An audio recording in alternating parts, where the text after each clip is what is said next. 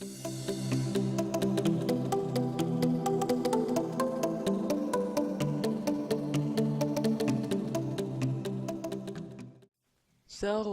what's up guys? How you guys doing? It's been a long time since I made a commentary and well, I am doing a commentary now, which is weird. Anyway, I am doing something sort of different from whatever I do usually. So, um yeah, I hope you guys enjoy this uh, new topic, I guess. Gameplay in the background is by Clarity. There's no theater mode in Call of Duty Ghosts, so yeah, you can't really see my gameplay. So, but I'll be buying a laptop soon, so I will be able to record gameplay too. So, yeah. Anyway, so what I wanted to talk to you guys about is should you guys be sticking to current gen instead of next gen? And you guys would probably be like, Xbox One and PS4 is out, and how is it next gen? I mean, they're out, right? But they still are next gen because, of course, not many people have these consoles. And on a product life cycle, when a product hits the growth stage, um, that's when a product, that's when a console is current gen, you could say. So that's something, and that's something you should remember. So hopefully next year these new consoles will be current gen, so, and the Xbox 360 and the PS3 will be last gen. So talking about me as for once on this subject, issue, whatever, is that I will be sticking with my PS3 for at least 2 more years. Me and Clarity maybe, because I don't know about him, but we will be sticking with our current gen consoles, and I will tell you why and why you might want to consider sticking to current gen too. I'm not saying that you should, but you know, it is something that you should consider before buying next gen. So sticking with current gen or moving on to next gen is a big question asked by people to themselves, and to be honest, there's no one to answer it except a few people who make videos like me over here. So that's something, and whether it be the Xbox One or the PS4, I'll hopefully get both consoles when I get the chance. But we'll talk about why I'm getting them later on.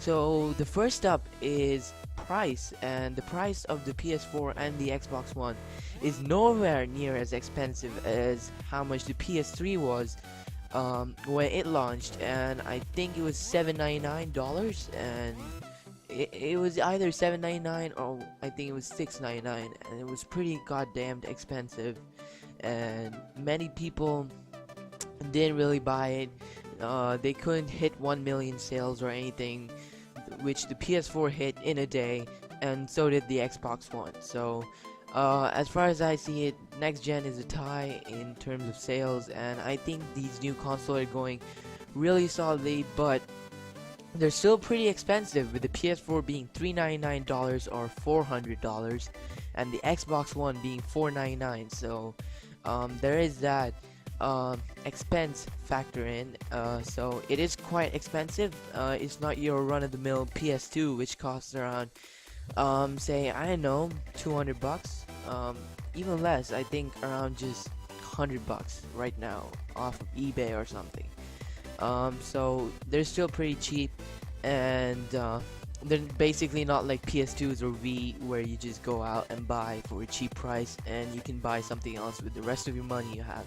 So you do have to save up for these consoles, but if you have got an Xbox 360 or PS3, here are the reasons why you could stick with them for more time. Say you missed Halo Reach or Halo 4, maybe you didn't buy it because maybe Battlefield 4 was coming out and you saved up for that. I'm completely looking at this from a perspective of a normal person who just saves up games and doesn't get money off of YouTube or something, and he has to save up for the games and he just doesn't get them for free. Of course, the money YouTube gives you is for buying games.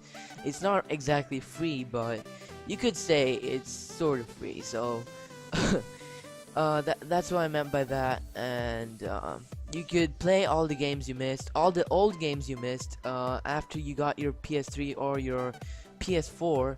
I mean PS3 or Xbox 360. Maybe there were the games that came out before you got them, and you completely missed those games or something. Then you could just buy them and play them over the course of time, and I'm pretty sure you'll enjoy them because most of them were single player games back in the day. And next up, what I want to talk to you about for next gen is the problems behind the hardware.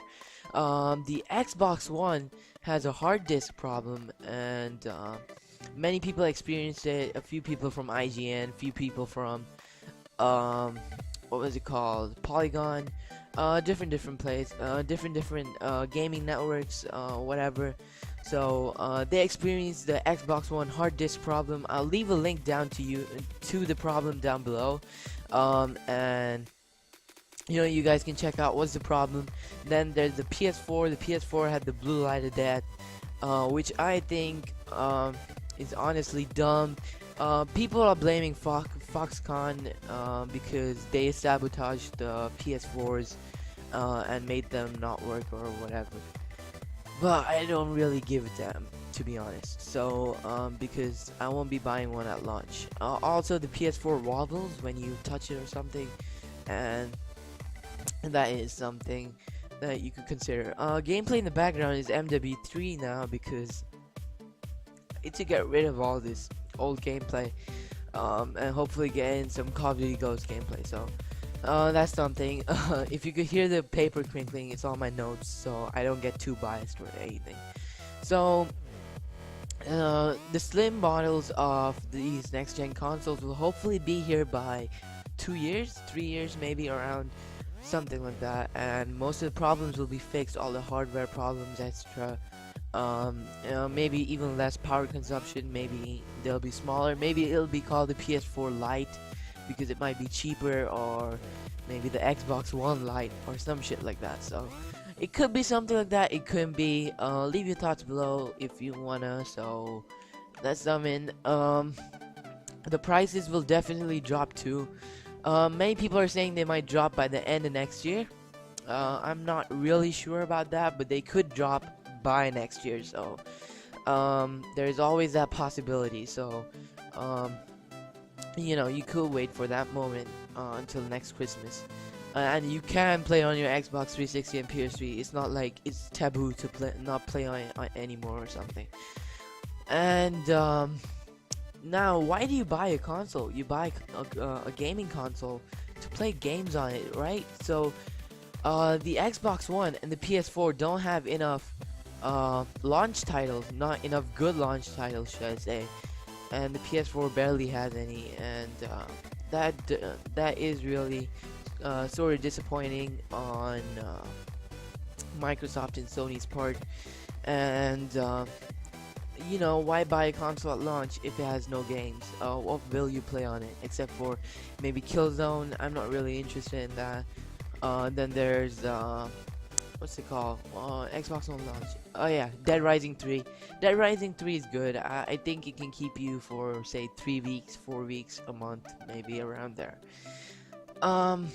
Next I want to talk to you guys about maybe some possible overheat problems or something, software updates that will happen. You might have to go through that, and buying games over. If you guys bought the Call of Duty Ghost for PS3, you notice that it gave you a voucher for the PS4 version of the game for just $10. So even though you're paying $10, I'd say why pay extra for a game you already have on current gen, just for maybe shinier looking graphics or something. I mean, next gen doesn't really have anything to offer so far, except for Titanfall, I would say. But still, the graphics of Titanfall really look your average run-of-the-mill Call of Duty graphics. So I'm not really interested in that, and I think it could have been better if they focused on new innovative games instead of your normal generic shooters. But that's a topic for another day.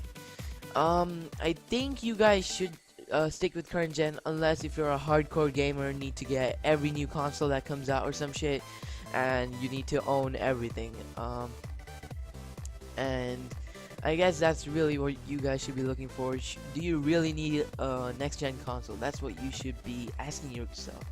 So I guess this gameplay commentary comes up to a wrap. And this was some old MW3 gameplay, and my shit got stuck here for some reason. I don't know. So yeah, you're watching Tetra. I'm Distortion.